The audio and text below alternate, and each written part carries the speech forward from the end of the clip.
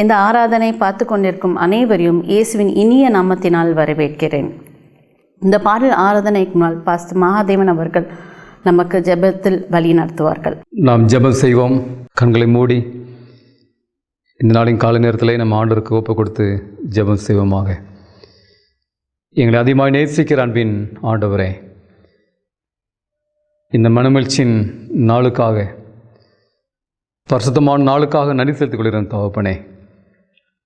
அப்பா பிதாவே, நாங்கள் ஆலயத்தில் ஒன்று கூட முடியாவிட்டாலும் உம்முடைய சமூகத்திலே என்னுடைய இல்லங்களில் இருந்து இந்த காணொளி மூலமாக நாங்கள் இந்த நாளிலே உம்மை ஆராதிக்கும்படியாக ஆண்டவர் ஒரு வாய்ப்பை தந்தைகளை கோடான கொடி சோதரம் கர்த்தாவே. இந்த ஓய்வு நாள் ஆறுநிலை பங்கேற்கக்கூடிய உம்முடைய பிள்ளைகளை விசேஷமாய் ஆசீர்வதிங்க ஆண்டவரே. தகப்பனே, நான் கேட்கப்படக்கூடிய செய்திகள் இயற்கை செய்தி மூலமாக, அயல்நாட்டு செய்தி மூலமாக, ஆண்டவரே இன்னும் வேதப்படம் மூலமாக, தேவி ஆறு மூலமாக ஆண்டவர் நல்ல செய்திகளை கேட்டு நான் திருப்தியோடு இந்நாள் எங்களை விதமாய் நீ ஆசிரியக்க வேணும்னு கஞ்சினம் தகப்பனே. உம்மை துதித்து பாடக்கூடிய இந்த பாடலை ஆண்டவரை ஆசீர்வதிங்க. பாடக்கூடிய உன் பிள்ளைகளை ஆசீர்வதிங்க ஆண்டவரே. உம்முடைய சமூகத்திலே காத்திருந்து ஆண்டவரே இந்த ஆறில் கலந்து கொள்ளக்கூடிய பிள்ளைகளை விசேஷமாக ஆசீர்வதிங்க ஆண்டவரே. உம்முடைய பிரச்சனைகளோடு கூட இருப்பதாக, உம்முடைய ஆசீர்வாதங்களோடு கூட இருப்பதாக இயேசு நாமத்தில் வேண்டிக் கொள்கிறோம் பரலோகத்தின் பரம தகப்பனே, ஆமென்.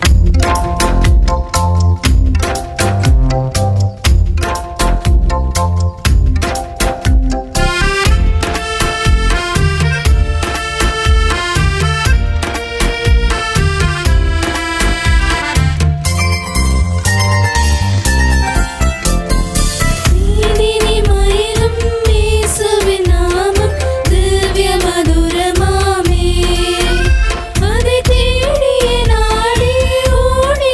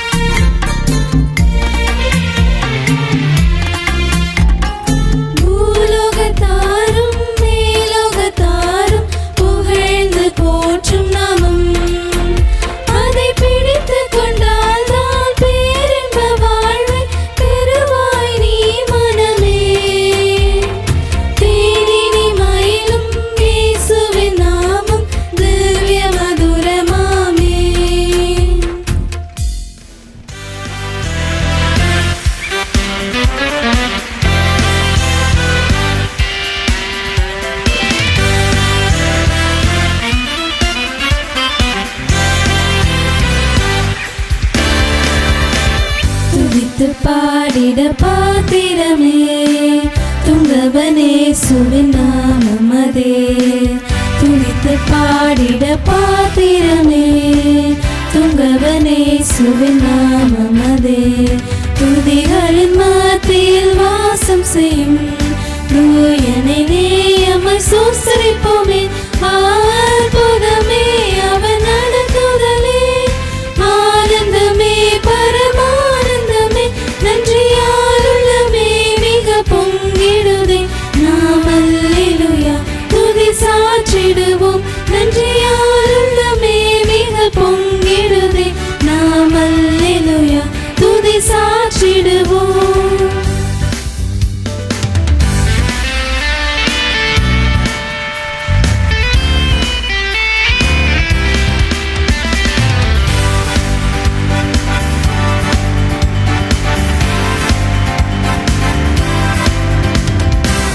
கடந்த நாட்களில் கண்மணி போல் கருத்துடன் நம்மை காத்தாரே. கடந்த நாட்களில் கண்மணி போல் கருத்துடன் நம்மை காத்தாரே.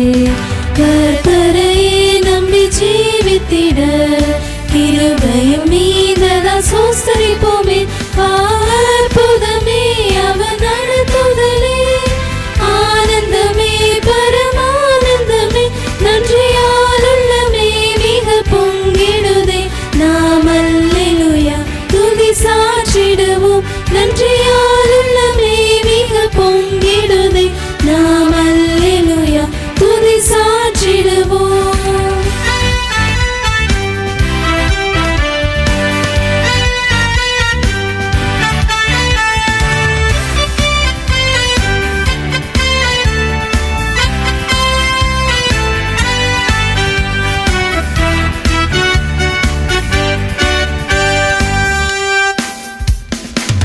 அக்கினியோடாய் நடந்தாலும் ஆழியில் தண்ணீரை கடந்தாலும், அக்கினியோடாய் நடந்தாலும் ஆழியில் தண்ணீரை கடந்தாலும், சோதனையோ மிக பெருகினாலும் ஜெயம் நமக்கீந்ததான் சோஸ்தரிப்போமே.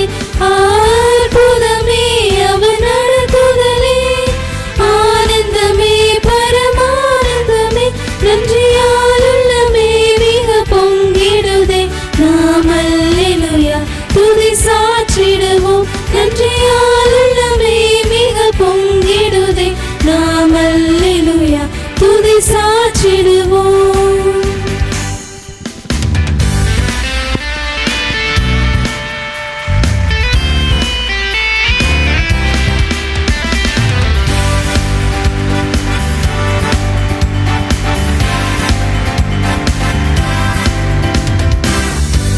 வனாந்தர யாத்திரையில் இன்பரமே சுனமோடிருப்பார்.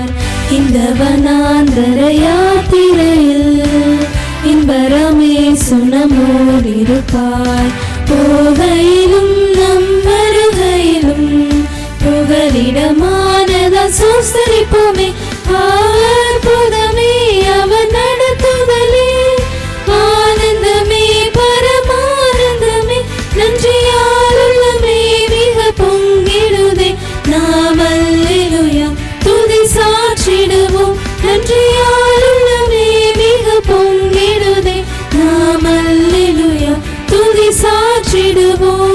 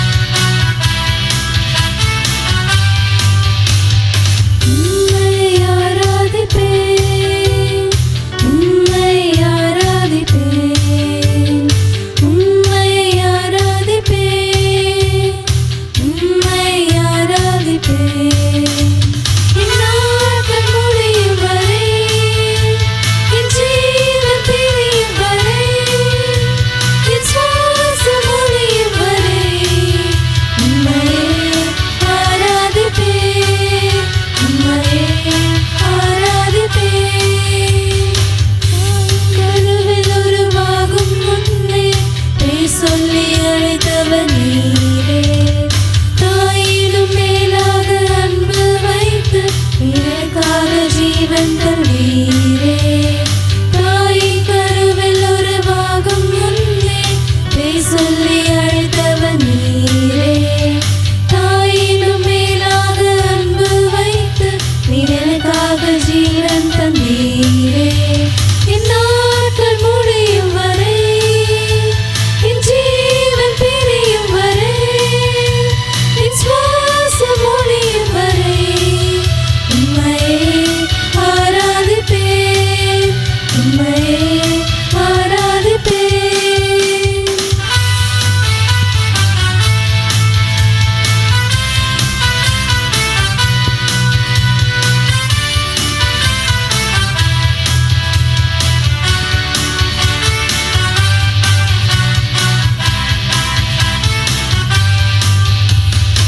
எத்தனை முறை இடறினாலும் அத்தனையும் மன்னித்தீரே.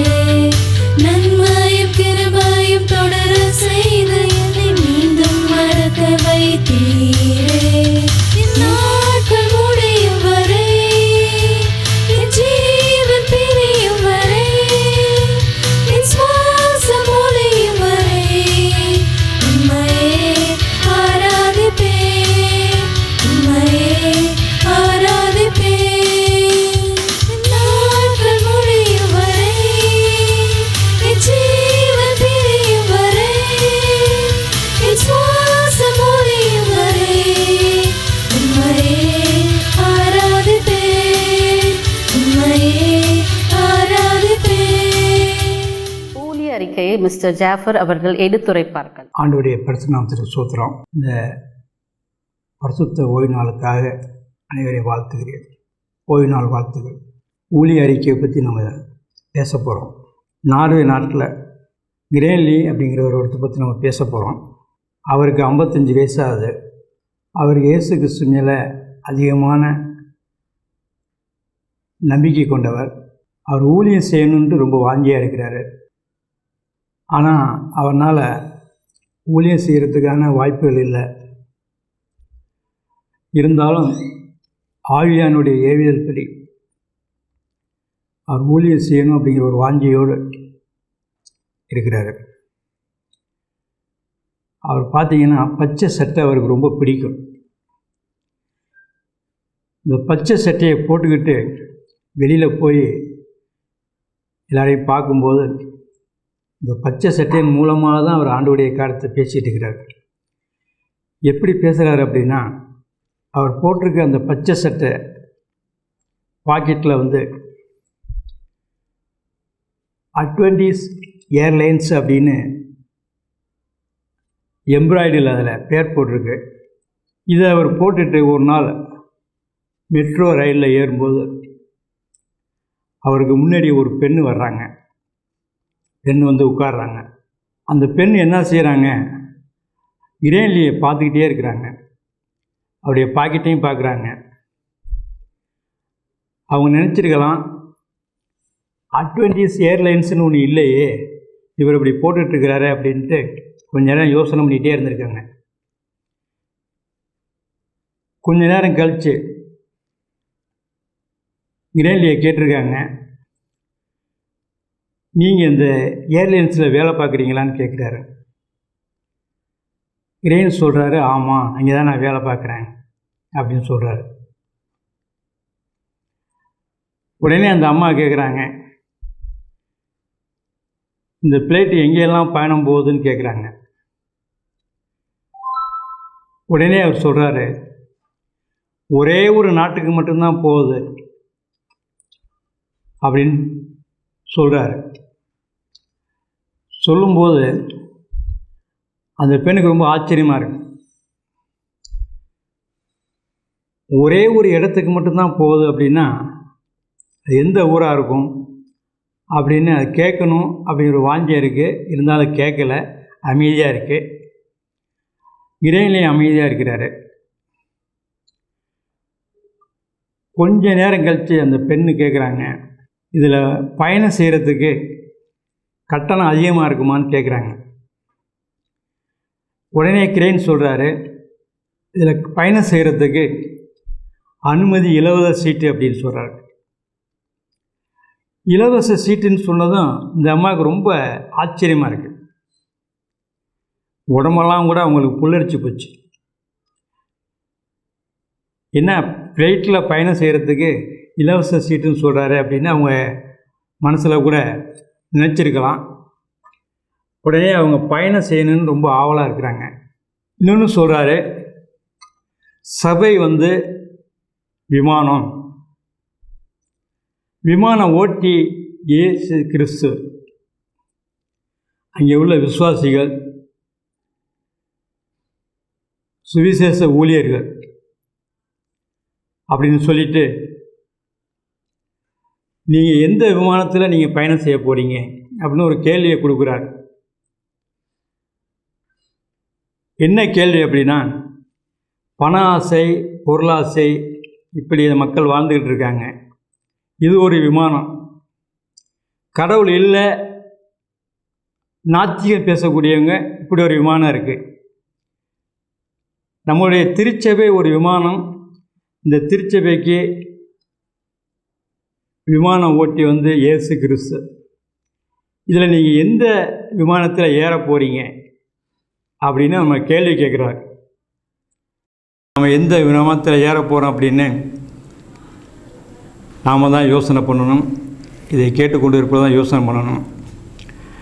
இப்படி ஒரு ஊழிய அறிக்கையை உங்களோடு கலந்து கொண்டமைக்காக ஆண்டவரை ஸ்தோத்திரிக்கிறேன், துதிக்கிறேன். விசேஷித்த பாடல் miss angel and miss mercy அவர்களால் பாடப்படும்.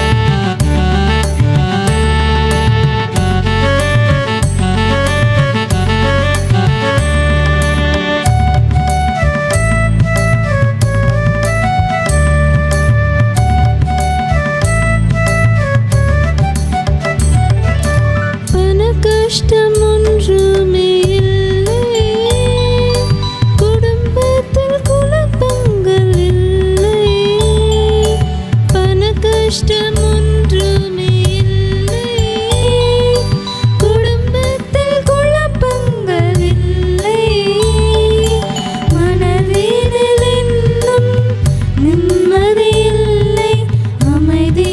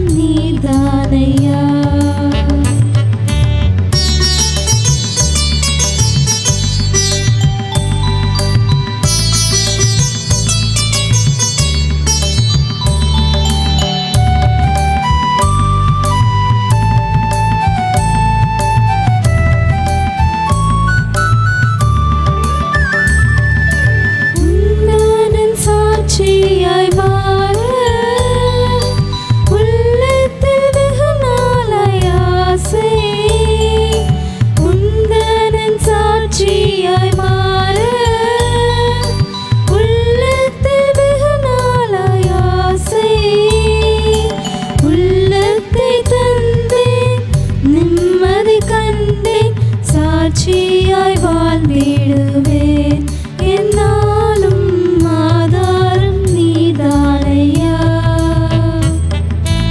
ஆதாரம் நீதானையா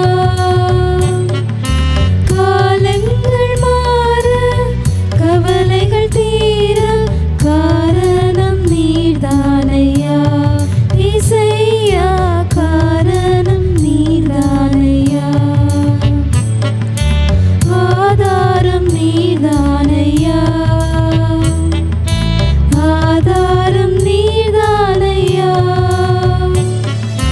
காலங்கள் மாற கவலைகள் தீர காரணம் நீதானையா இசையா காரணம் நீதானையா. அனைவருக்கும் ஓய்வு நாள் நல்வாழ்த்துக்கள்.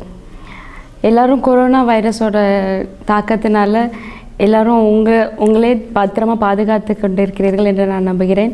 எல்லோரும் தேவனுக்குள்ளே அடைக்கலம் புகுந்து பத்திரமாக இருக்கிறீர்கள் என்றும் நான் விசுவாசிக்கிறேன். நான் ஒரு கேள்வி கேட்கட்டா?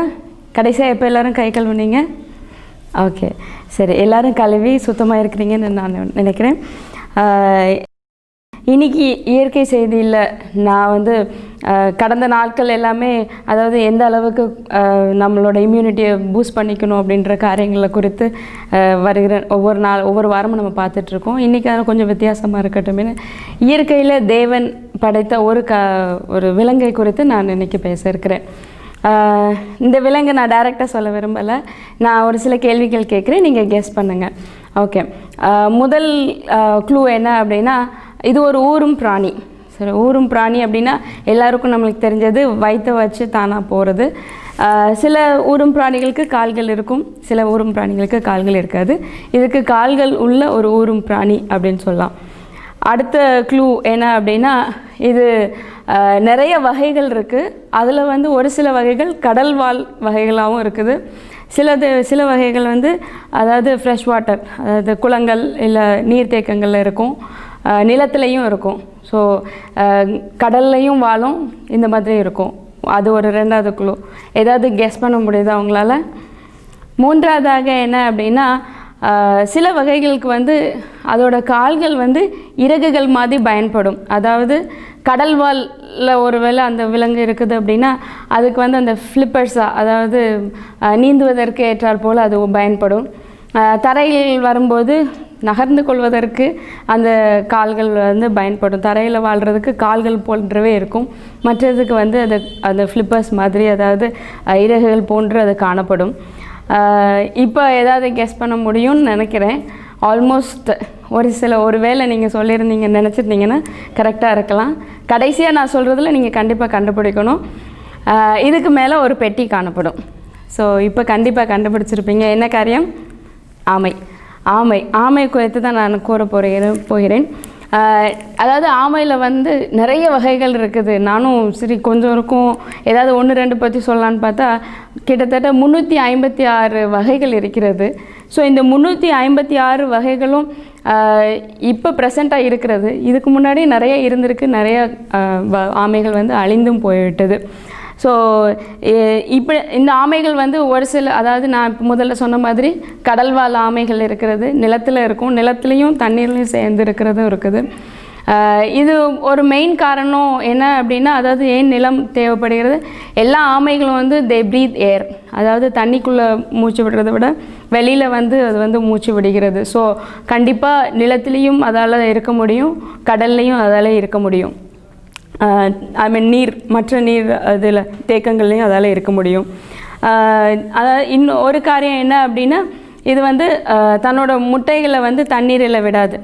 கண்டிப்பாக நிலத்தில் கடல்வாழ் ஆமைகளாக இருந்தாலும் சரி, மைக்ரேட் ஆகி அதாவது கடல் ஓரத்தில் முட்டைகளை இட்டுட்டு போகும். மற்ற இது, அதாவது வெளியில் லேண்டில் இருக்கிறது இல்லை ஃப்ரெஷ் வாட்டரில் இருக்கிறது அப்படின்றனா அதுவும் கண்டிப்பாக லேண்டில் தான் அதோட முட்டைகளை இடும். மேக்ஸிமம் லைஃப் ஸ்பேன் அப்படின்னு பார்க்கும்போது ப்ரெசண்ட்டாக 80 to 120 இயர்ஸ் வரைக்கும் வாழுது. முந்தி உள்ள, அதாவது ஒரு சில ஸ்பீஷீஸ் 255 வருடங்கள் வரைக்கும் வாழ்ந்திருக்கு அப்படின்றதும் ரெக்கார்ட் பண்ணப்பட்டிருக்கிறது. இதோட, அதாவது இதுக்கு இந்த மைக்ரேட்டிங் காரியங்கள், அதாவது தன்னுடைய முட்டைகளை இடுவதற்காக இந்த கடல்லலாம் பார்க்கணும்னா மொத்தமாக அப்படியே மைக்ரேட் ஆகி வெளியில் வந்து முட்டைகளை இட்டுட்டு அப்படியே போகும். ஸோ அதுக்கு வந்து இந்த நேவிகேஷன், அதாவது தன்னுடைய வழியை தானாக கரெக்டாக போகிறதுக்குரிய அந்த ஒரு இயல்பு வந்து ஆமைகளுக்கு கொஞ்சம் அதிகமாகவே இருக்கிறது. அடுத்ததாக என்ன சாப்பிடுவோம் அப்படின்னா இலைகள். ஸோ அதோட மெயின் இது வந்து சின்னதுகள்னால் அந்த இலைகள் அப்படி சாப்பிட்றது, இன்செக்ட்ஸ், முக்கியமாக புழு சாப்பிடும். இப்படி இதுகளை தான் அதோட உணவாக வந்து காணப்படுகிறது. அது மாதிரி இதுக்கு வந்து நைட் விஷன் வந்து ஜாஸ்தி. இருட்டில் கூட மிகவும் நல்லா வந்து அதோட கண் வந்து நல்லா தெரியும். இப்போ ப்ரெசண்ட்டாக இருக்கிற பெரிய ஆமை எது அப்படின்னா 6 அடி நீளமுள்ள ஒரு ஆமையை வந்து கண்டுபிடித்திருக்கிறார்கள். இந்த மாதிரி ஆமைகள் குறித்து நிறைய காரியங்கள் இருக்குது. நான் வந்து ஒரு ஸ்பெசிஃபிக்காக இன்றைக்கி ஒரு காரியத்தை குறித்து நான் மெயினாக சொல்ல போகிறேன். ஸோ இதெல்லாம் தான் ஆமைகளோட காரியங்கள். அதோட ஒரு முக்கியமான இது என்ன அப்படின்னா, ஆமைகள் அப்படின்னாலே நம்மளுக்கு மனசில் தோன்றுறது அது மேலே உள்ள அந்த ஓடும். அது வந்து ஏதாவது ஆபத்து வந்துச்சுன்னா உள்ளே தன்னோட கை, கால்கள், தலை எல்லாத்தையும் உள்ளே இழுத்துக்கிறது தான் அதோட பெரிய ஒரு ப்ளஸ் பாயிண்ட்டாக வந்து நம்ம அதை வந்து பார்க்குறோம். எந்த ஆபத்து வந்தாலும் அதோட ஃபர்ஸ்ட் சைன் ஆஃப், அதாவது ஒரு ஆபத்து வருது அப்படின்னு அதுக்கு தெரிஞ்ச உடனே என்ன பண்ணிடும், தன்னுடைய கால்கள் அந்த இது எல்லாத்தையுமே உள்ளே எடுத்துட்டு தலையும் உள்ளே எடுத்து அது வந்து அந்த வெறும் அந்த கூடு மட்டும் வெளியில் இருக்கிற மாதிரி ஆகிடும்.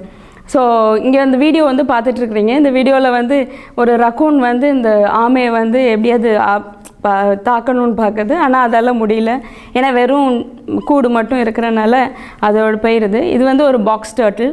இது மாதிரி நிறைய வகைகள் இருக்குது. பெரும்பாலும் எல்லாமே தன்னுடைய கூட்டுக்குள்ளே வந்து உள்ளே போய் தன்னை வந்து பாதுகாத்துக்கொள்ளும்.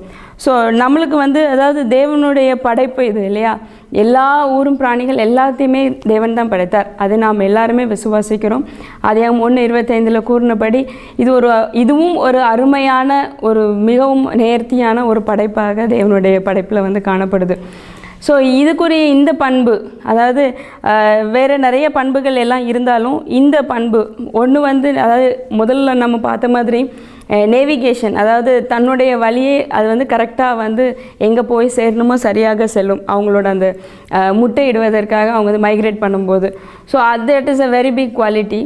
எந்த பாதையில் நாம் செல்ல வேண்டும் என்று இருக்கிறோமோ அந்த பாதையில் நாம் சரியாக செல்லவும் அப்படின்றத வந்து நம்ம இந்த ஆமைகள் இடத்துலேருந்து படித்து கொள்ளலாம். அடுத்த இன்னொரு காரியம், இந்த கூடு இருக்கிறனால எந்த ஒரு ஆபத்து வந்தாலும் தன்னைத்தான் பாதுகாத்து கொள்வதற்கு இது ஒரு அந்த கூடு வந்து அதுக்கு வந்து ஹெல்ப்ஃபுல்லாக இருக்குது. என்ன ஒரு சின்ன டேஞ்சர் வந்தாலும் அதுக்கு வந்து இந்த கூடு வந்து பாதுகாப்பாக இருக்குது. நமக்கு எல்லாத்துக்கும் எந்த டேஞ்சர் வந்தாலும் பாதுகாப்பாக இருக்கிறதற்கு ஒருவர் இருக்கிறார். அதுதான் நம்ம இயேசு கிறிஸ்து. நமக்கு என்ன டேஞ்சர் வருது அப்படின்னு நம்ம தெரிஞ்சாலும் நம்ம போக வேண்டிய ஒரு இடம் என்ன அப்படின்னா, நாம் இயேசு கிறிஸ்துவின் அடைக்கலத்துக்குள்ளே செல்ல வேண்டும். சங்கீதம் 46:1 நாம் பார்க்கிறோம், தேவன் நமக்கு அடைக்கலமும் பெலனும் ஆபத்து காலத்தில் அனுகூலமான துணையுமானவர். இந்த வசனத்தை நம்ம நிறைய நேரம் பார்த்துருக்கோம். இந்த ஆமை குறித்து நம்ம இதை வந்து யோசிக்கும்போது, நாம் எந்த ஒரு சின்ன ஒரு சைன் வந்துச்சு அப்படின்னாலும் நம்ம வந்து நம்மளுடைய ஆபத்துக்கு நாம் தேவனை நோக்கி செல்லும்போது அவருடைய அந்த ஷெல், அதாவது ஆமையோட ஷெல் வந்து அவ்வளோ ஸ்ட்ராங்காக பாறை போட்டால் உழுமா அப்படின்னா அப்படிலாம் இல்லை. But to some extent it is safe. அதை விட அதிகமான பாதுகாப்பு நம்மளுக்கு வந்து தேவன் கொடுப்பார். அதை விட அதிகமான அரணானவர் நம்முடைய தேவன். அப்படிப்பட்ட தேவனிடத்தில் நமக்கு ஒரு ஆபத்து வரும்போது நாம் தேவனிடத்தில் செல்லும்போது அவர் நம்மை பாதுகாத்து கொள்வதற்கு வல்லவராக இருக்கிறார். ஆமென்.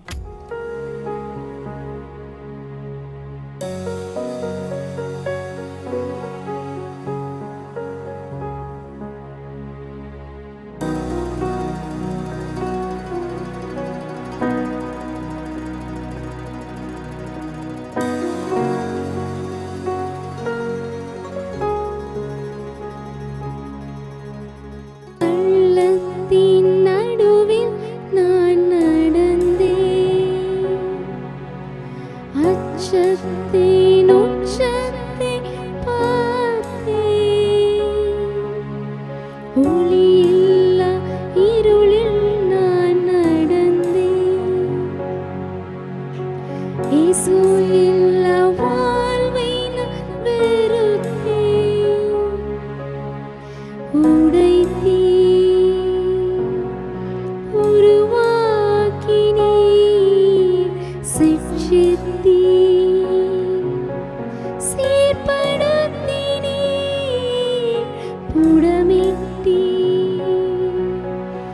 புதிதாக்கி நீர் பிரித்தீர்.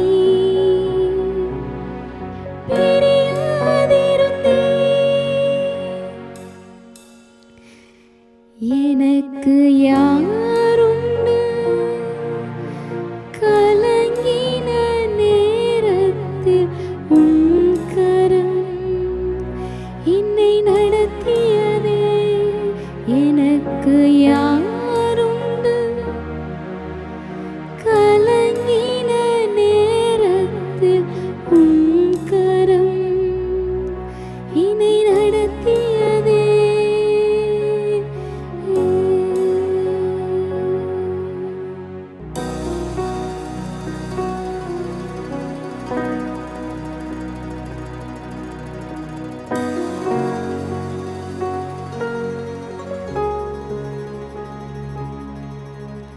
மரணத்தின் விளிம்பில் நான் இருந்தேன். பாதாள குழியில் நான் கிடந்தேன். பாவத்தின் பாரத்தை சுமந்தேன். இயேசு இல்லா வாழ்வை நான் வெறுத்தேன். உடைத்தீர், உருவாக்கி நீர் சிட்சித்தீர். சீர்படுத்தி நீர் புடமிட்டீர். புதிதாக்கி நீர் பிரித்தீர். பிரியாதிருந்தீர். எனக்கு யாருண்டு கலங்கின நேரத்தில் உன் கரம் என்னை நடத்தியதே. எனக்கு யாருண்டு கலங்கின நேரத்தில் உன் கரம் என்னை நடத்தியதே.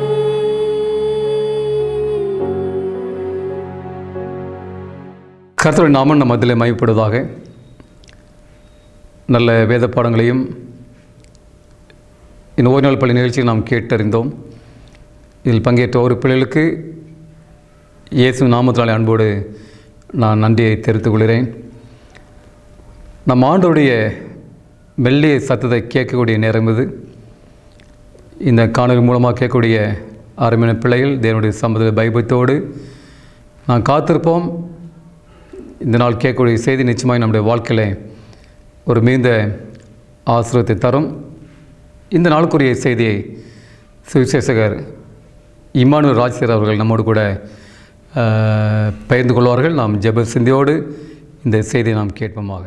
கிறிஸ்துவுக்குள் பிரியமானவர்களே, ஆண்டவராக இருக்கிற இயேசு கிறிஸ்துவின் நாமத்தினாலே இந்த பரிசுத்தமான இந்த நாளிலே உங்களுக்கு வாழ்த்துக்களை தெரிவித்துக் கொள்கிறேன். நம்முடைய ஆண்டவராக இருக்கிற இயேசு கிறிஸ்து நம்மோடு கூட சஞ்சரித்து கொண்டிருக்கிறார் சதா காலங்களிலும். அப்படி என்று சொன்னால் இன்றைக்கு உங்கள் மத்தியிலே கர்த்தருடைய வார்த்தைகளை உங்களோடு கூட தெரிந்து கொள்ளப்பட்ட ஒரு அருமையான வேத பகுதி என்னவென்று சொன்னால் மல்கியான் புஸ்தகம் 3ஆம் அதிகாரம் 6வது வசனம். நான் கர்த்தர், நான் மாறாதவர் ஆகையால் யாக்கோபின் புத்திரராகிய நீங்கள் நிர்முகமாகவில்லை. நான் கர்த்தர், நான் மாறாதவர் என்கிற தலைப்பின் கீழாக ஒரு நல்ல செய்தி.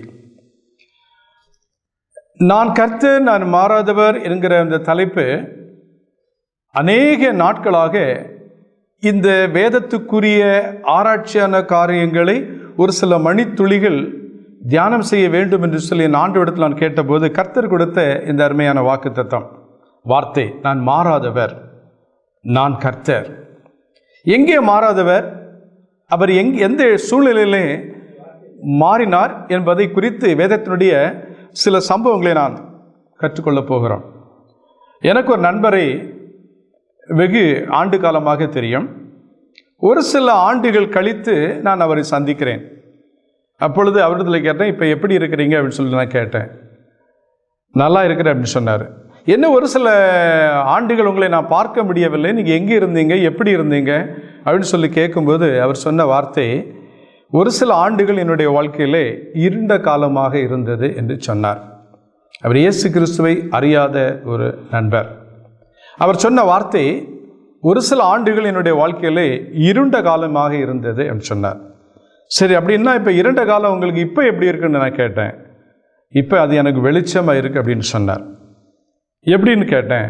நான் ஆண்டவராக இருக்கிற இயேசு கிறிஸ்துவை என் சொந்த இரட்சகராக ஏற்றுக்கொண்டிருக்கிறேன். என்னுடைய இருண்ட வாழ்க்கை ஒரு மாற்றத்தை கொடுத்தது என்று சொல்லி அவர் சொன்னபோது எனக்கு மிகவும் சந்தோஷமாக இருந்தது. அப்படி என்று சொன்னால், இன்றைக்கு அநேக நேரங்களிலே மனிதர்கள் பேராசைப்பட்டு மனிதர்களை நம்பி மனிதர்கள் மேல் அன்பு வைத்து, மனிதர்கள் சொன்ன வார்த்தையின் மேல் அன்பு வைத்து, மனிதர்கள் சொன்ன வார்த்தையின் மேல் அதிக விசுவாசம் வைத்து சில மனிதர்களை நம்பி ஏமாற்று கெட்டு போனவர்கள் கூட உங்கள் எல்லாருக்கும் தெரியும். இந்திய தேசங்களில், தமிழகத்தில் பல இடங்களிலும் பேராசைப்பட்டு பெருநஷ்டமானவர்கள் நாம் சந்தித்திருப்போம். இங்கே ஆண்டவராயிருக்கிற இயேசு சொல்லுகிறார், நான் கர்த்தர், நான் மாறாதவர். மனுஷன் மாறுவான், கர்த்தர் மாறுகிறவர் அல்ல. அப்படி என்று சொன்னால், மனிதனிடத்திலிருந்து சில நன்மைகளை பெற்றுக்கொள்ள வேண்டும் என்று சொல்லி எண்ணி மனிதனிடத்தில் பேராசைப்பட்டு போகும்போது மனிதர்கள் எல்லாமே ஏமாற்றி விடுகிறார்கள். ஆனால் ஆண்டவராயிருக்கிற இயேசு ஏமாற்றுகிறதில்லை. அதனால்தான் வசனம் சொல்லுகிறது, நான் கர்த்தர், நான் மாறாதவர் என்று சொல்லி. அந்த மாறாத கர்த்தர் மாறாதபடி ஏதாவது நன்மையான காரியங்களை உலகத்தின் பிள்ளைகளுக்கு ஏதாவது செய்திருக்கிறாரா, அல்லது ஏதாவது வாக்கு தத்தங்களை கொடுத்திருக்கிறாரா, அல்லது நம்பிக்கையான திடகாத்திரமான ஏதாவது வசனங்களை கொடுத்திருக்கிறாரா என்கிற சொல்லி ஆராய்ந்து கொள்ளும்படியாக ஒரு சில வசனங்களை நாம் வாசிக்க போகிறோம். இங்கே எனக்கு மிகவும் பிடித்தமான ஒரு வசனம், நான் ரொம்பவும் அந்த வசனத்தை நான் அநேக நேரங்களில் வாசிக்கிறதுண்டு, தியானிக்கிறதுண்டு, பேசுகிறதுண்டு. அப்படின்னு சொன்னால், சங்கீதங்களின் புஸ்தகம் 119 சங்கீதத்திலே 77வது வசனம் இப்படியாக சொல்லுகிறது. சங்கீதங்களின் புஸ்தகம் 119 அதிகாரம் 77வது வசனம், நான் பிழைத்திருக்கும்படி உமது இரக்கங்கள் எனக்கு கிடைப்பதாக, உம்முடைய வேதம் என் மனம் மகிழ்ச்சி. ஆமென். எனக்கு அன்பான தேவனுடைய பிள்ளைகளே, சங்கீதக்காரனாகிய தாவீது கர்த்தர் மாறாதவர் என்பதையும், கர்த்தர் ஒரு விஷயம் சொல்லி மாற்றுகிற தேவன் இல்லை என்பதையும் அவர் மிகவும் ருசித்து ரசித்து அறிந்த ஒரு செய்தி. அவர் சொன்னார், நான் பிழைத்திருக்கும்படி உமது இரக்கங்கள் எனக்கு கிடைப்பதாக, உம்முடைய வேதம் என் மன மகிழ்ச்சி அப்படின்னு சொன்னார். கர்த்தருடைய வேதம் அவருடைய வாழ்க்கையில மன மகிழ்ச்சியாக இருந்ததாம். வேதம் என்று சொன்னால் அநேகர் நினைத்து கொண்டிருக்கிறோம், உண்மையாகவே இந்த ஆதியாகமம் முதல் வெளிப்படுத்தின சுவிசேஷ புஸ்தகம் முழுவதும் ஒரு வேதம். இதிலே முக்கியமாக ஆண்டவராயிருக்கிற தேவன் வேதம் என்று சொன்னால் எதை என்று சொன்னார், த லா. நீங்கள் வேத புஸ்தகத்தை படித்து பார்க்கும்போது எங்கெல்லாம் வேதம் வேதம் வேதம் என்று சொல்லப்படுகிறதோ, அந்த வேதம் என்று சொல்லக்கூடிய வார்த்தைகள் கர்த்தருடைய பிரமாணங்களை, அதாவது த லா, ஹெவன்லி லா, பரலோக தேவனுடைய சட்டத்தை குறித்து தான் அங்கே வேதம் என்று சொல்லுகிறது. அப்படின்னு சொன்னால், சங்கீதக்காரனாகிய தாவீது கர்த்தருடைய பிரமாணங்களின் மேல், நீங்கள் 119 சங்கீதத்தை படித்து பார்க்கும்போது அந்த வசனத்தை நீங்கள் நிறைய பேர் படித்திருப்பீங்க. சங்கீதம் 119 எல்லாருக்கும் தெரியும். அநேக நேரங்களில் மனப்பாடமாக கூட அந்த வசனங்களை நாம் சொல்வதற்கு பிரியப்படுவோம். ஏன்னா அதிகமான நீண்ட வசனங்கள் உரிய அதிகாரம் சங்கீதம் 119. அந்த 119 சங்கீதத்திலே சங்கீதக்காரனாகிய தாவீது அந்த வசனத்தை முழுசு நீங்கள் படித்து பார்த்தீங்கன்னா, உம்முடைய பிரமாணத்தின் மேல் நான் வாஞ்சியாக இருந்தேன், உம்முடைய பிரமாணம் எனக்கு மிகவும் பிரியமாக இருந்தது, உம்முடைய வசனம் என் கால்களுக்கு தீபம், என் பாதைக்கு ரட்சிப்பாக இருக்குன்னு சொல்லிட்டு அநேக பிரமாணங்களை குறித்து அதிகமாக அவர் பேசுகிறதை பார்க்க முடியும். அதே அதிகாரத்தில் தான் இங்கே சொல்லப்படுகிறது, நான் பிழைத்திருக்கும்படி. ஒரு மனுஷனுக்கு பிழைப்பு தேவை, அப்படி தானே? இந்த உலகத்தில் இன்னைக்கு ஒரு மனுஷன் எப்படியாவது பிழைக்கணும். பிழைப்புன்னு சொன்னால் தனக்கு வருமானங்கள் தீட்ட வேண்டும், என்னுடைய குடும்பத்தை காப்பாற்ற வேண்டும், எதிர்காலத்தை குறித்து நினைத்து, பிள்ளைகளை குறித்து, கணவனை நினைத்து, மனைவியை நினைத்து, ஏதோ ஒரு வியாபார மூலமாகவோ அல்லது வேறு ஏதாவது உங்களுடைய படிப்பின் மூலமாகவோ அல்லது சுயதொழில் மூலமாகவோ ஏதாவது ஒரு பிழைப்பை உண்டு பண்ண வேண்டும். அந்த பிழைப்பு ஆசீர்வதிக்கப்பட வேண்டும் என்று சொன்னார். அந்த பிழைப்பு அந்த பிழைப்பிலே வருமானங்கள் நமக்கு கிடைக்க வேண்டும் என்று சொன்னால், அந்த பிழைப்பு நம்முடைய வாழ்க்கையிலே நிரந்தரமாகி இருக்க வேண்டும் என்று சொன்னால், அங்கே சங்கீதக்காரனாகிய தாவீது உணர்ந்து ரசித்து எழுதப்பட்ட பாடின ஒரு சங்கீதம், நான் பிழைத்திருக்கும்படி நான் பிழைத்திருக்கும்படி உமது இரக்கங்கள் எனக்கு கிடைப்பதாக. அந்த இரக்கம் எதில் சொன்னால் உம்முடைய வேதம் தான் என்னுடைய மன மகிழ்ச்சி. குடும்பத்தில் மன மகிழ்ச்சியாக இருக்கிறதே கர்த்தருடைய வேதத்தை படிக்கிறதுனால, ஜெபிக்கிறதுனால தான். கர்த்தருடைய பிரமாணங்களை ஆராய்ந்து பார்ப்பது எனக்கு மனமகிழ்ச்சியாக இருக்கிறது என்று சங்கீதகனை தாவீது சொல்லுகிறார். அப்படி என்று சொன்னால் இன்றைக்கு உங்களுடைய என்னுடைய வாழ்க்கையில் இந்த பிரமாணம் என்ன கற்றுக் கொடுக்கிறது என்று சொல்லி எண்ணி பாருங்கள். இன்னொரு வசனம் சொல்லுகிறது, எசேக்கியேல் புஸ்தகம் 20ஆம் அதிகாரம் 11வது வசனம். என் கட்டளைகளை அவர்களுக்கு கொடுத்து என் நியாயங்களை அவர்களுக்கு தெரியப்படுத்தினேன், அவைகளின் படி செய்கிற மனுஷன் அவைகளால் பிழைப்பான். போதுமா உங்களுக்கு? இது ஆண்டவரே சொன்ன வார்த்தை. என் கட்டளைகளை தேசத்தில் இருக்கிற எல்லா ஜனங்களுக்கும், கட்டளைக்கு யார் கீழ்ப்படிய வேண்டும் என்று சொன்னால் இந்த உலகத்தில் இருக்கக்கூடிய எல்லா மனிதர்களும் கீழ்ப்படிய வேண்டுமா? அப்போ வேதம் சொல்லுகிறது, நான் என் கட்டளைகளை அவர்களுக்கு கொடுத்து என் நியாயங்களை அவர்களுக்கு நான் தெரியப்படுத்தினேன், அவைகளின்படி செய்கிற மனுஷன் அவைகளால் பிழைப்பான். எவைகளின்படி? கர்த்தருடைய கற்பனைகளின்படி எந்த மனுஷன் இந்த உலகத்திலே உண்மையும் பரிசுத்தமாய் செய்கிறானோ, நடக்கிறானோ, அவனுடைய நடக்கை இருக்கிறதோ, அவைகளின்படி அவன் உண்மையாக இருந்தால் கர்த்தர் அவனை ஆசீர்வதிப்பேர் என்று சொல்லி ஆண்டவர் சொல்லுகிறார். அப்படி என்று சொன்னால் நம்முடைய பிழைப்பு எங்கே இருக்கிறது? நம்முடைய பிழைப்பினுடைய ரகசியம் என்ன? என்னுடைய ஆசீர்வாதத்திற்கு என்னங்க ரகசியம் அப்படி சொல்லி கேட்டேன் என்று சொன்னால், நான் ஆண்டவராய் இருக்கிற தேவனோடு கூட இருக்கிறேன், அவர் தான் என்னுடைய நேச கர்த்தர், அவர் தான் எனக்கு காற்றையும் தண்ணீரையும் சரீர சுகத்தை எல்லாவற்றையும் கொடுக்கிறார். இந்த நாட்களெல்லாம் சிந்திக்க வேண்டிய காரியங்கள் அநேகம் உண்டு. எனக்கு அன்பான தேவனுடைய பிள்ளைகளே, ஒரு சில மாதங்களாக அநேகருடைய வேலைகளை இழந்து, தொழில்களை இழந்து, அநேகருடைய குடும்பங்களிலே பட்டினி பசி, அநேக குடும்பங்களிலே இந்த வியாதியின் கொள்ளை மூலமாக மரணக்கட்டுகள், வியாதிகள், இப்படிப்பட்ட பிரச்சனைகள் மத்தியில் உழன்று கொண்டிருக்கிற ஒரு சூழ்நிலையில் காணப்படுகிறோம். இப்படி உழன்று கொண்டிருக்கிற உன்னுடைய வாழ்க்கையில், என்னுடைய வாழ்க்கையில் ஒரு பிரச்சனை இருக்கும் என்று சொன்னால், அந்த பிரச்சனையிலிருந்து விடுபட்டு உன் சமாதானம், உன் சந்தோஷமும் எங்கே இருக்கிறது என்று சொல்லி தேடி எண்ணி பார்ப்பாய் என்று சொன்னால், என் ஆண்டவராய் இருக்கிற தேவன் உனக்கு கொடுத்திருக்கிற கர்த்தருடைய வார்த்தை, அந்த வார்த்தை நீ விசுவாசிக்கும் போது அது உங்களுக்கு ஆசீர்வாதமாக இருக்கும். ஏனென்று சொன்னால், கர்த்தருடைய பிரமாணத்தின்படி உண்மையாகவே நடந்த ஒரு சில மனிதருடைய வாழ்க்கை குறித்து நாம் பார்ப்போம். இங்கே முதலாவது ஆபிரகாம். என் ஆண்டவராய் இருக்கிற தேவன் சொன்னான், என் ஆபிரகாம் என் சொல்லுக்கு எல்லாவற்றுக்கும் அவன் கீழ்ப்படிந்து நடந்தான். ஆபிரகாம் கர்த்தருடைய அழைப்பை ஏற்றபோது என் சொல்லுக்கு அவன் கீழ்ப்படிந்து நடந்தான் என்று சொல்லி வேதம் சொல்லுகிறது. ஏனென்று சொல்ல, அவனுக்கு ஒரு உண்மை தெரியும், என் தேவன் மாறாதவர். தனக்கு வாக்கு கொடுத்தார். என்ன வாக்கு கொடுத்திருந்தார்? பிள்ளைகளே இல்லாத நிலைமையில், வயதான காலத்தில் ஆண்டவர் ஒரு வாக்கு தத்தம் கொடுத்தார். உன் பிள்ளைகள் கடற்கரை மணல் எத்தனையாக பெருகுவார்கள் என்கிற ஒரு மாறாத கர்த்தர் ஒரு மாறாத வாக்கு தத்தத்தை கொடுத்தார். அந்த வயதான காலத்திலும் அவன் விசுவாசித்தான், ஆண்டவரை நம்பினான். நம்பினது மாத்திரமல்ல, கர்த்தருடைய எல்லா கற்பனைகளுக்கு அவர் சொன்ன வாக்கு தத்தங்களை மீறாதபடி கீழ்ப்படிந்து, அதான் ஆண்டவர் சொன்னார், ஆபிரகாம் என் சொல்லுக்கு கீழ்ப்படிந்து நடந்தான். கர்த்தர் ஆபிரகாமை ஆசீர்வதித்தார். அடுத்ததாக பார்க்கும்போது மோசே. இன்றைக்கு திருச்சட்டத்தை மோசேயின் மூலமாகத்தான் ஆண்டவராய் இருக்கிறதை கைப்பட எழுதி கொடுத்தார். அதற்கு முன்பாக இருதய பலகையிலே எழுதி வைத்திருந்தார்.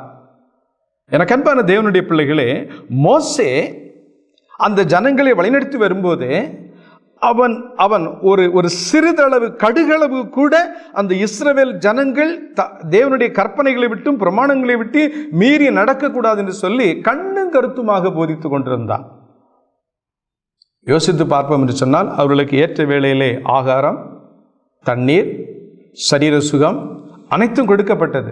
எல்லாம் கொடுக்கப்பட்டிருந்த நாட்களிலும் கூட அந்த ஜனங்கள் சில நேரங்களில் வழி தவறி, ஃபார் எக்ஸாம்பிள் ஏதாவது சொல்லணும் அப்படின்னு சொன்னால், ஓய்வு நாளிலே நீங்கள் யாரும் நீங்கள் ஆகாரத்திற்காக போகக்கூடாது, நீங்கள் அதற்கு ஆயத்த நாளிலே முன்பாக நீர் சேர்த்து வைத்துக் கொள்ள வேண்டும் என்று சொல்லி ஆண்டவர் சட்டம் கொடுத்திருந்தார். அதை மீறி ஒரு சிலர்கள் அந்த ஓய்வு நாளிலே அந்த மன்னா பொழிந்திருக்கும் என்று சொல்லி அவர்கள் தேடி போனார்கள். அங்கே அவர்கள் கிடைக்கவில்லை. அவர் திரும்பி சும்மா தான் வந்திருப்பாங்க. ஆனால் ஆண்டவர் மோசே இடத்துல சொன்னார், நான் உனக்கு என்ன சொல்லியிருந்தேன்? ஓய்வு நாளுக்கு ஆயத்த நாளில் எல்லாவற்றையும் ஆயத்தம் பண்ணியிருக்க வேண்டும். அந்த ஓய்வு நாளில் நீங்கள் எதையும் செய்ய வேண்டாம் என்று சொல்லியிருந்தேன். பாரு, இந்த ஜனங்கள்லாம் போய் மறுபடியும் வனாந்தரத்தில் போய் தேடிட்டு இருக்கிறாங்க, இது சரியா அப்படின்னு ஆண்டவர் கேட்கும்போது அங்கே மோசே அந்த ஜனங்களிடத்தில் போய் கோவப்படுறான், திட்டுறான். ஆண்டவர் ஏற்கனவே சொல்லியிருந்தால ஏன் கீழ்ப்படியாமல் இருக்கிறீங்க? இன்றைக்கு கூட நம்முடைய தேசத்தில் எல்லாரும் மாஸ்க் போட்டு தான் நடக்கணும், நீங்கள் வெளியே யாரும் வர வேண்டாம், உங்களை நீங்கள் பாதுகாத்து கொள்ள முடியும், வேற யாரும் உங்களை பாதுகாக்க முடியும். எல்லாரும் இந்த லாக்டவுன்ல பத்திரமா இருந்து உங்களையும் உங்க குடும்பத்தையும் நீங்க பாதுகாத்து கொள்ள வேண்டும் என்று சொல்லி இந்த சட்டம் நமக்கு சொல்லியிருந்த போதிலும் கூட சட்டத்தை மீறி போகிறதுனால இன்றைக்கு நம்முடைய தேசத்துல ஒவ்வொரு நாளும் அந்த கொள்ளை நோயானது அதிகமாகி கொண்டே இருக்கிறதாக நாம் செய்திகளில் வாசிக்கிறோம். இதே போல அன்றைக்கு கர்த்தருடைய பிள்ளைகள் கர்த்தருடைய கற்பனைகளுக்கும் பிரமாணங்களுக்கும் மீறினார்கள் என்று வேதம் சொல்லுகிறது. மோசே ஆண்டவராயிருக்கிற தேவனுடைய எல்லா காரியத்திற்கும் அவன் கீழ்ப்படிந்தவனாக காணப்பட்டான். தேவனுடைய கற்பனைகளுக்கும் பிரமாணங்களுக்கும் அவன் உண்மையாகவே கீழ்ப்படிந்தவனாக காணப்பட்டான். அடுத்தது தாவீது.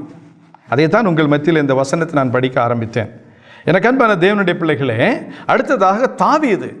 என் ஆண்டவராய் இருக்கிற தேவன் அவனுக்கு முன்பாக சவுல் ராஜா இவனை கொல்ல வேண்டும், இவனை எப்படியாவது அவனை கொலை செய்ய வேண்டும் என்று சொல்லி அங்கங்கு தேடிக்கொண்டிருக்கிற வேளையில் கூட அவன் ஆண்டவராய் இருக்கிற தேவனுடைய கற்பனைகளுக்கும் பிரமாணங்களுக்கும் மீறாதபடி எப்படியாவது உண்மையாய் நடந்து ஆண்டவருடைய பரிசுத்தத்துக்குள்ள வாழ வேண்டும் என்று சொல்லி தன்னுடைய வாழ்க்கையை அவன் அமைத்து கொண்டவனாக காணப்பட்டான் தாவீது. அதனால தான் ஆண்டவராய் இருக்கிற தேவன் சொன்னார், அந்த தாவீது என் இருதயத்திற்கு ஏற்றவன் என்று சொன்னார். ஆண்டவராய் இருக்கிற தேவன் சொன்ன வார்த்தை, தாவீது என் இருதயத்திற்கு ஏற்றவன், நான் என்ன நினைக்கிறேன் அதை அப்படியே செய்யறான்னு சொன்னாங்க. தாவீது மேல ஆண்டவர் அவ்வளவு அன்பு வைத்திருந்தார். அதனால தான் பிற்காலங்களில் சொல்லும்போது, நான் தகப்பனாகிய தாவீதின் தேவன், நான் தகப்பனாகிய ஆபிரகாமின் தேவன், அப்படிதான் சொல்றார்.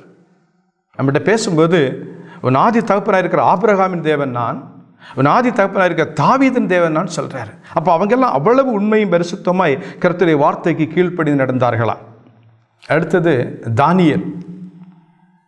இந்த தானியேலை குறித்து படித்து பார்க்கும்போது ஆண்டவராய் இருக்கிற தேவனோடு கூட பேசுகிறவனாக நடக்கிறவனாக காணப்பட்டான்.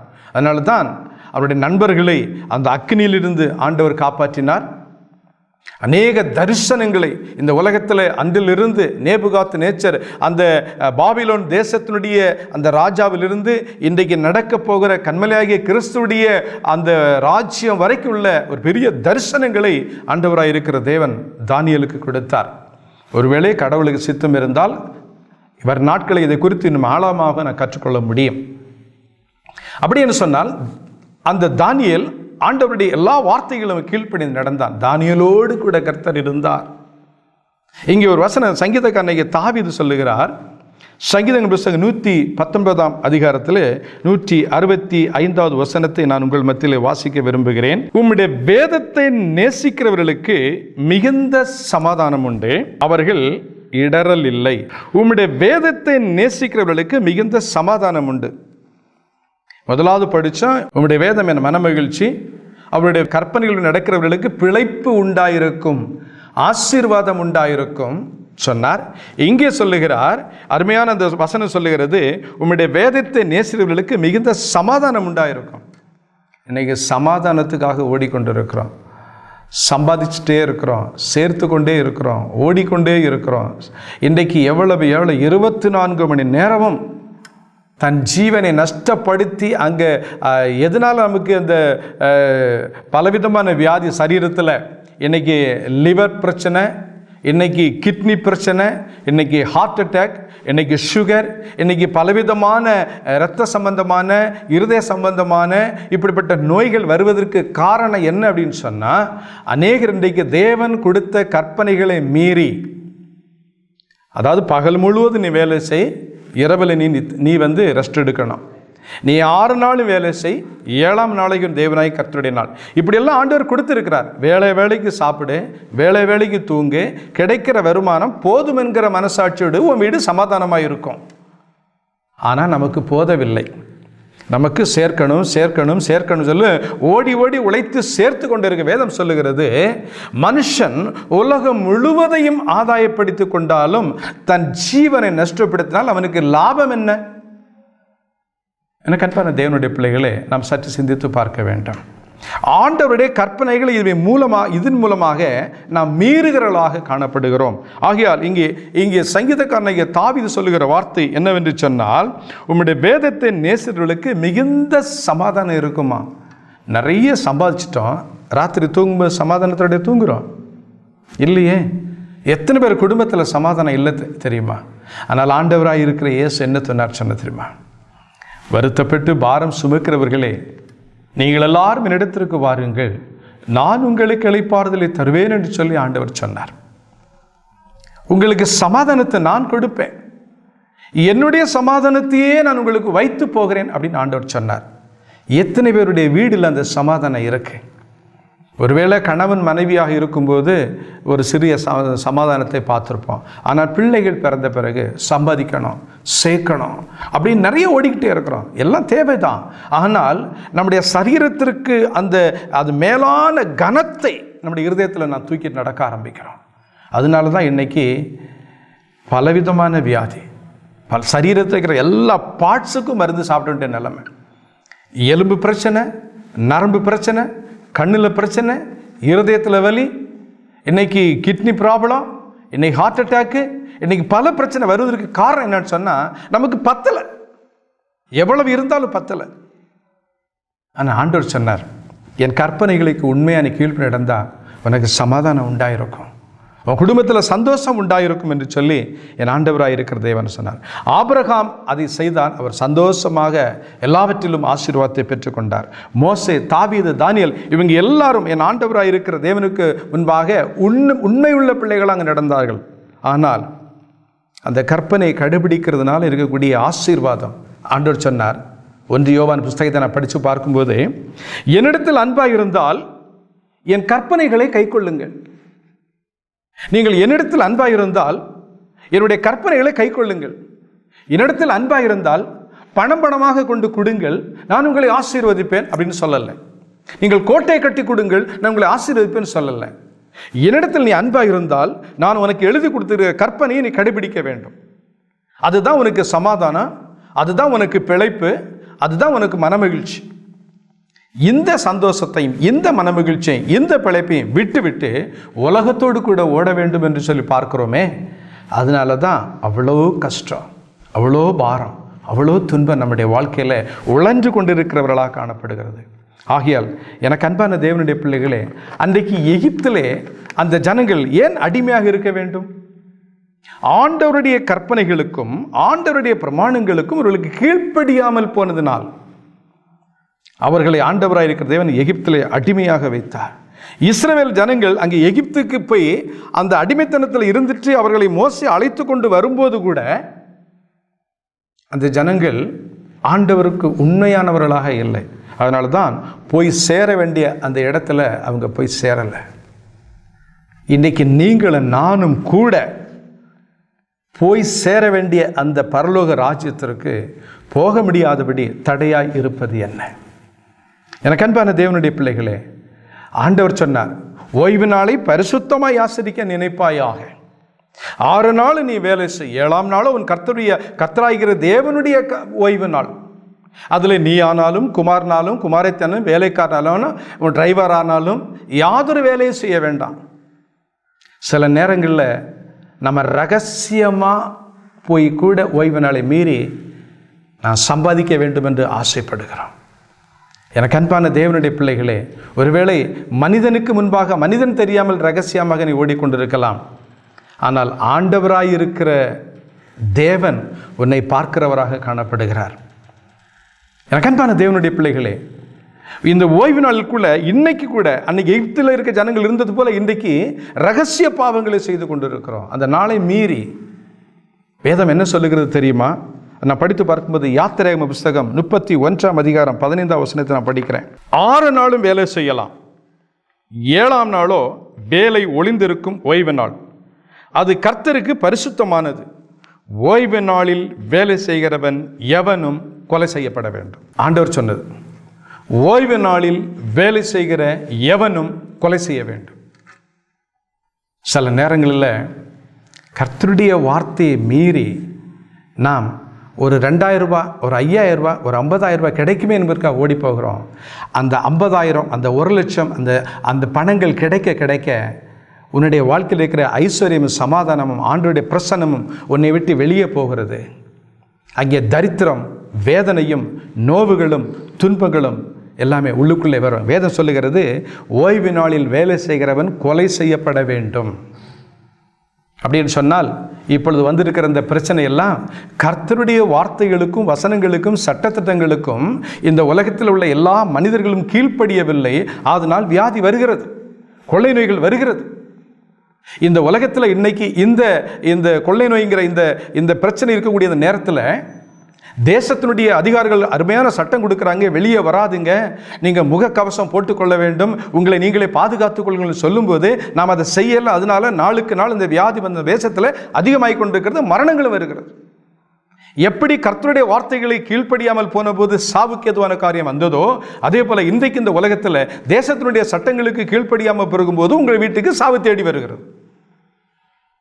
இது உங்களுக்கு வரக்கூடாது என்பதற்காகத்தான் ஆண்டவராய் இருக்கிற தேவன் சொன்னார், வேதம் என் மனமகிழ்ச்சி, கர்த்தருடைய வேதம் எனக்கு பிழைப்பு கொடுக்கும். உன்னுடைய பிழைப்பை நீ நாசப்படுத்தி கொண்டிருக்கிற, ஒருவேளை எல்லாரை காட்டிலும் சம்பாதிக்கிறேன்னு சொல்லி இருதயத்தில் நினைத்து கொண்டிருந்தால் சம்பாத்தியம் உன் கையில் இருக்கும், அந்த சாபம் உன் பிள்ளைகளை சேரும். சம்பாதித்த பணம் உன் கையில் இருக்கும், உன் பிள்ளைகள் எல்லா ஆசீர்வாதங்களையும் இழந்து விடுவார்கள். அப்படி என்று சொன்னால், அப்படி ஒரு சம்பாத்தியம் உனக்கு எனக்கும் தேவையா? எனக்கு அன்பான தேவனுடைய பிள்ளைகளே, இன்றைக்கு அநேகர் ஓய்வு நாளிலே, ஓய்வு நாள் அப்படின்னு சொன்னாலே உறங்கி கொண்டிருக்கிற நாள் என்று சொல்லி நினைத்து கொண்டு இருக்கிறோம். ஓய்வு நாள் அப்படின்னு சொன்னால் நல்லா ரெஸ்ட் எடுக்கணும். அன்னைக்கு பகல் முழுவதும் நம்ம தூங்கிட்டே இருக்கணும். தூங்குறது என்பது ஓய்வு நாள் அல்ல. வேதம் சொல்லுகிறது, அந்த நித்திரையை கொடுக்கிறவன் பிசாசானவன். அவன் அந்த ஓய்வு நாளில் ஒரு மனுஷன் தூங்கி கொண்டு இருப்பான் என்று சொன்னால் அது கன நித்திரையின் ஆவி அவனை ஆட்கொண்டிருக்கிறது. பிசாசுக்கு அவன் அடிமையாக இருக்கிறான். அவன் இயேசுடைய பிள்ளை அல்ல, பிசாசுடைய பிள்ளை இருக்கிறான்னு சொல்லி வேதம் சொல்லுகிறது. ஒருவேளை இதை கேட்டுக்கொண்டிருக்கிற எனக்கு அன்பான தேவனுடைய பிள்ளைகளே, எங்கேயாவது எப்போவாது இப்படிப்பட்ட கர்த்தருக்கு விரோதமான சாபக்கேடான கர்த்தருடைய சட்டத்திட்டங்களுக்கு நியாயப்பிரமாணங்களுக்கு மீறி நான் ஏதாவது தவறு செய்திருக்கேன்னு சொல்லி எண்ணி பார்த்து உன்னோட தவறுகளை திருத்தி கொண்டு, நான் இதுவரைக்கும் நான் பாவம் செய்திருக்கிறேன் ஆண்டவரே, இனி நான் பாவம் செய்ய மாட்டேன் என்று சொல்லி உங்கள் இருதயத்தில் நீங்கள் ஆண்டவருக்கு உங்களை ஒப்புக் கொடுப்பீர் என்று சொன்னால், ஒரு பக்தன் அருமையாக ஒரு பாடலை பாடியிருக்கிறார். என்ன பாடல் தெரியுமா? பலவீன நானே பலவான் நீரே, பலந்தாரும் என் இயேசு தேவா, பலனற்று போனேனே. பலவீன நானே பலவான் நீரே, பலந்தாரும் என் இயேசு தேவா, பலனற்று போனேனே. பலவீனத்தில் சுகம் தாருமே, தயவாய் பொழிந்தருளும்.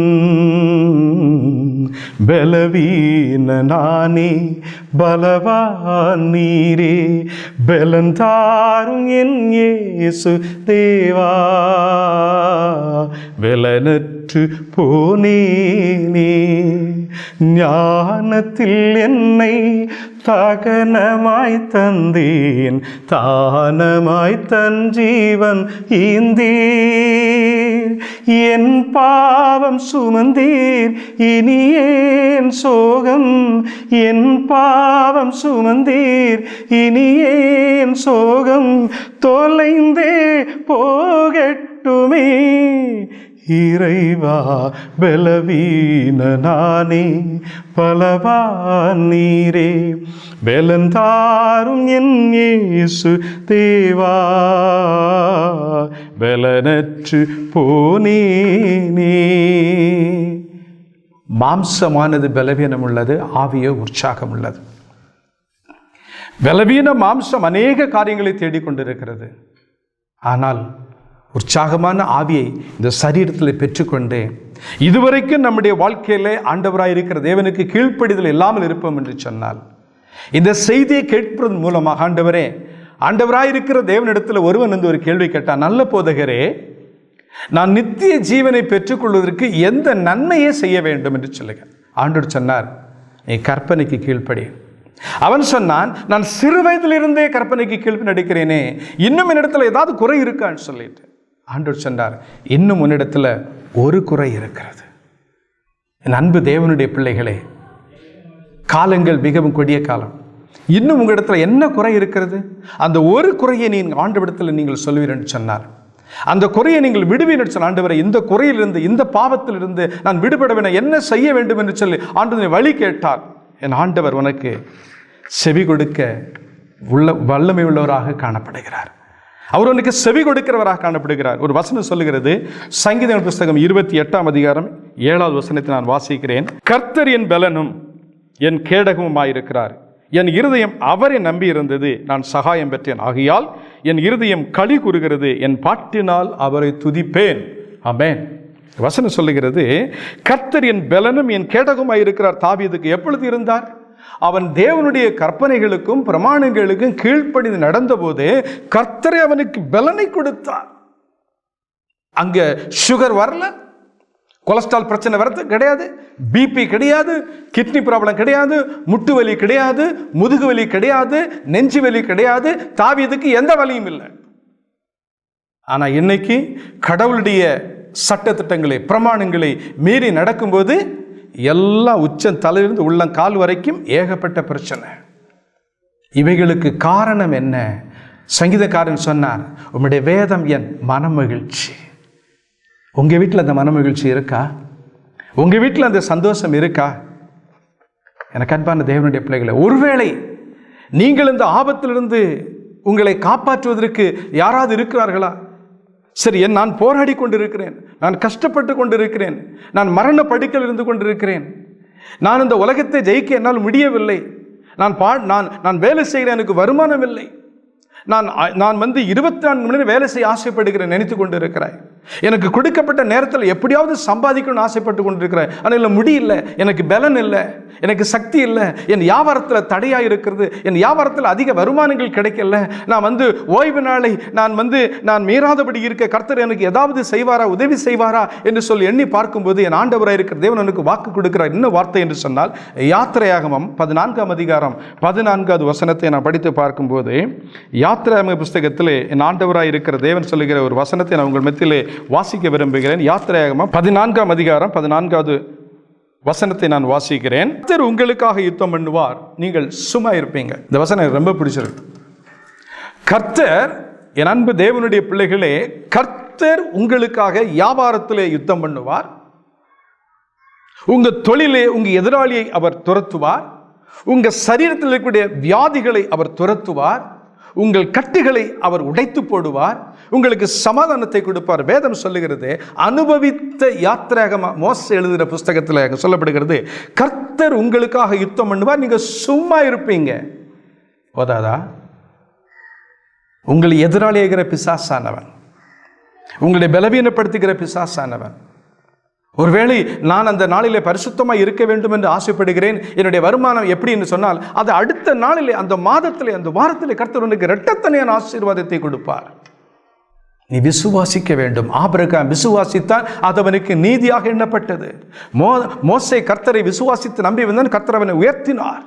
தாவீதை கர்த்தர் ஆடு மேய்த்து கொண்டிருந்த அந்த தாவீது தேவனுடைய கற்பனைகளுக்கு பிரமாணங்களுக்கு கீழ்ப்பின் நடந்த போது அவனை ராஜாவாக மாற்றினார். தானியேலை அடிமைத்தனத்திலிருந்து கொண்டு வந்த ஆண்டவராய் இருக்கிற தேவன் அவனை ஒரு பெரிய தீர்க்கதரிசியாக, அநேக ராஜாக்கள் அவனுடைய கேட்கிற அளவுக்கு அவனை ஞானவானாக மாற்றினார். எனக்கு அன்பான தேவனுடைய பிள்ளையே, ஏன் தெரியுமா? ஏன் ஆண்டவர் அப்படியெல்லாம் அவனை காப்பாற்ற வேண்டும்? ஏன் ஆண்டவரை அப்படியெல்லாம், ஆண்டவருடைய பிள்ளைகளை அவர் ஏன் அப்படி காப்பாற்றி அவர்களுக்கு தேவையான எல்லாவற்றையும் அவனுக்கு கொடுக்க வேண்டும் என்று சொன்னால், ஒரு வசனம் சொல்லுகிறது, உபாகம புஸ்தகம் 7ஆம் அதிகாரம் 6வது வசனம், நீ உன் தேவனாகிய கர்த்தருக்கு பரிசுத்த ஜனம், பூச்சக்கரத்தில் உள்ள எல்லா ஜனங்களிலும் உன் தேவனாகிய கர்த்தர் உன்னை தமக்கு சொந்தமாய் இருக்கும்படி தெரிந்து கொண்டார். இங்க அருமையான வசனங்க. நீ உன் தேவனாகிய கர்த்தருக்கு பரிசுத்த ஜனம். நீ பரிசுத்தமாய் இருக்கிற, என் ஆண்டவர் பரிசுத்தர், நான் பரிசுத்தர், ஆகையால் நீங்களும் பரிசுத்தமாய் இருக்க வேண்டும். நீங்கள் பரிசுத்தமாக இருக்க வேண்டும் சொன்னால் ஆண்டவராக இருக்கிற தேவனுடைய இணைக்கப்படும் போது தான் உங்களுக்கு பரிசுத்தம் கிடைக்கும். அப்படி இல்லை நம்ம அசுத்தத்தில் தான். வேதம் சொல்லுகிறது, என் தாய் என்னை பாவத்தில் கர்ப்பம் தரித்தாள். பாவத்தில் பிறந்த நம்ம எப்படி பரிசுத்தமாக இருக்க முடியும்? என் ஆண்டவராக இருக்கிற தேவனுடைய இணைக்கப்படும் போது நாம் பரிசுத்தமாக்கப்படுகிறோம். அவருடைய சொல்லுக்கு கீழ்ப்படியும் போது. எனக்கு அன்பான தேவனுடைய பிள்ளைகளே, இந்த பரிசுத்தத்தை நீ என்றைக்கு பெற விரும்புகிறாய்? ஆண்டவராக இருக்கிற இயேசு சீக்கிரமாய் வரப்போகிறார். அவருக்கு எதிர்கொண்டு போகிற அந்த கூட்டத்தில் நீங்கள்லாம் இருக்க வேண்டாமா? அப்படி நீங்கள் இருக்க வேண்டும் என்று சொல்லி நீங்கள் விரும்பினால், எனக்கு அன்பான தேவனுடைய பிள்ளைகளை, வசனம் சொல்லுகிறது, நீ உன் தேவனாகிய கர்த்தருக்கு பரிசுத்த ஜனம். பூச்சக்கரத்தில் உள்ள எல்லா ஜனங்களிலும் உன் தேவனாகிய கர்த்தர் உன்னை தமக்கு சொந்தமாக இருக்கும்படி தெரிந்து கொண்டிருக்கிறார். இட்ஸ் செலக்டட் பீப்புள், தெரிந்து கொள்ளப்பட்ட ஜனம். உங்களுக்கு தான் இந்த ஆசீர்வாதத்தை ஆண்டவர் வைத்திருக்கிறார். என்ன ஆசீர்வாதம் தெரியுமா? அதே அதிகாரத்தில் 9ஆம் வசனத்தை படித்து பார்க்கும்போது, உன் தேவனாகிய கர்த்தரே தேவன் என்றும் தம்மில் அன்பு கூர்ந்து தமது கற்பனைகளை கைக்கொள்ளுக்கு அவர் 1000 தலைமுறை மட்டும் இரக்கம் செய்கிறவராயிருக்கிறார். 1000 ஜெனரேஷன்.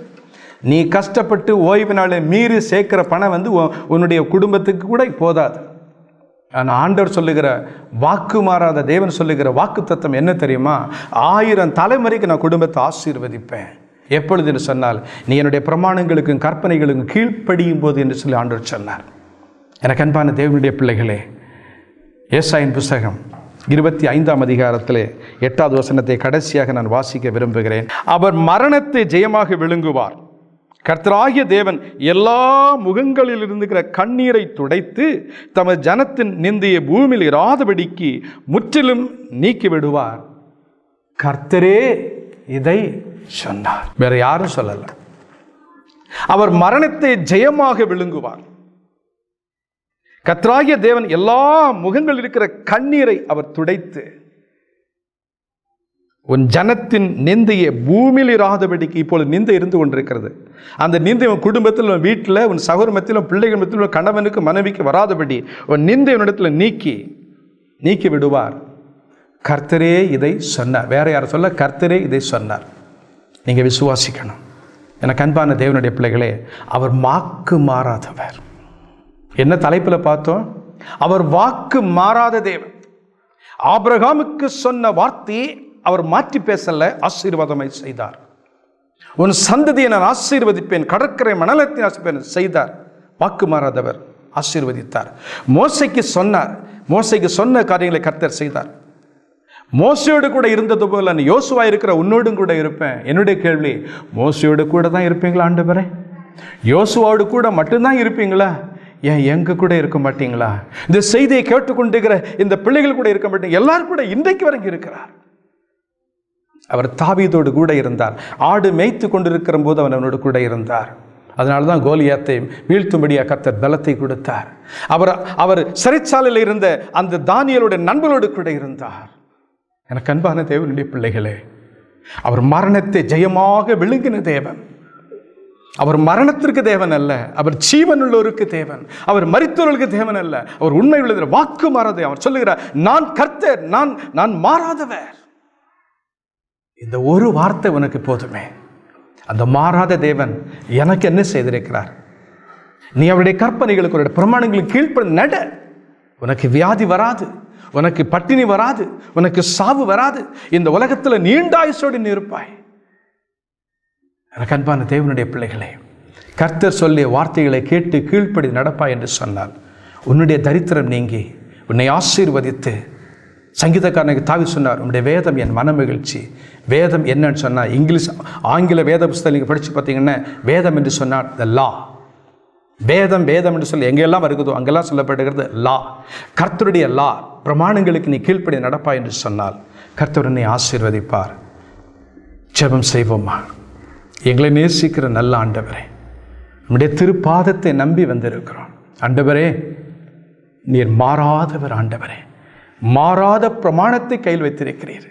நீர் ஆபிரகாம், ஈசாக்கு, யாக்கோபின் தேவன். ஆண்டவரே, ஆண்டவரே, புதிய ஏற்பாட்டிலே உம்மை பார்க்கிறோம், நீர் வாக்கு மாறவே இல்லை கர்த்தாவே. இன்று வரைக்கும் நீர் சொன்ன சொல்லை காப்பாற்றி கொண்டே இருக்கிறீர். அநேக நேரங்களில் நாங்கள் தான் பலவீனத்தின் மத்தியில் கொடுத்த வாக்கை மீறி நடந்திருக்கிறோம். இனி அப்படி நடக்க மாட்டோம் என்று சொல்லி வாக்கு கொடுக்கிறோம் ஆண்டவரே. எங்கள் தேசத்தை நீர் ஆசீர்வதிங்கப்பா. எங்கள் தேசத்தில் இருக்கிற கொள்ளை நோயை நீர் நீக்கி போடும் ஆண்டவரே. எங்கள் திருச்சபை தேவனுடைய பிள்ளைகள் குடும்பத்தை எல்லாரையும் நீர் ஆசீர்வதியும் ஆண்டவரே. அவருடைய பிள்ளைகளின் பிள்ளைகளை நீர் ஆசீர்வதியும் ஆண்டவரே. இந்த சந்ததி உம்முடைய சந்ததி, இவர்கள் உம்முடையவர்கள், உம்முடைய பரிசுத்த ஜனம் ஆண்டவரே. நீர் வரும்போது ஆண்டவரே உமக்கு எதிர்கொண்டு வருகிற கூட்டத்திலே இந்த செய்தியை கேட்டுக்கொண்டிருக்கிற யாராக இருந்தாலும் சரி காணப்படத்தக்க கர்த்தர் கிருபை செய்யும் ஆண்டவரே. ஏதோ நாங்கள் உலகத்தை ஜெயிக்கிறவளை மாற உமது கிருபையும் உமது இரக்கமும் உமது வல்லமையும் தந்து எங்களை காப்பாற்றி எங்களை ஆசீர்வதித்து எங்களை பாதுகாத்து கொள்ள வேண்டும் என்று சொல்லி என் மீட்பெரும் இரட்சகருமாய் இருக்கிற இயேசு கிறிஸ்துவின் நாமத்திலே தாழ்மையோடு கேட்கிறோம். ஏற்றுக்கொள்ளும் இரக்கம் நிறைந்த நல்ல பிதாவே, ஆமென். என் ஆத்மாவே கர்த்தரை சோசரி, என் முழு உள்ளமே அவருடைய பரிசுத்த நாமத்தை சோசரி. என் ஆத்மாவே கர்த்தரை சோசரி, கர்த்தர் செய்த சகல உபகாரங்களையும் மறவாதே. ஆமேன். நம்முடைய கர்த்தராகிய இயேசு கிறிஸ்துடைய கிருபையும் பிதாவாகிய தேவனுடைய அன்பும் பரிசுத்த ஆவியானவருடைய அணிவின் ஐக்கியமும் சிநேகமும் உம்முடைய கிருபை இறக்கும் அன்பு, உம்முடைய சமாதானம், உம்முடைய பாதுகாவல், உம்முடைய சமதலை காத்திருந்து செய்தி கேட்ட ஒவ்வொரு பிள்ளைகளோடு கூட இன்றும் என்றும் சதா காலமும் இந்த உலகத்தின் முடி பரிந்தம் என்னிடைக்கும் இருப்பதாக. ஆமேன். ஆமேன். கர்த்தர் உங்களை ஆசீர்வதிப்பாராக. ஆமேன்.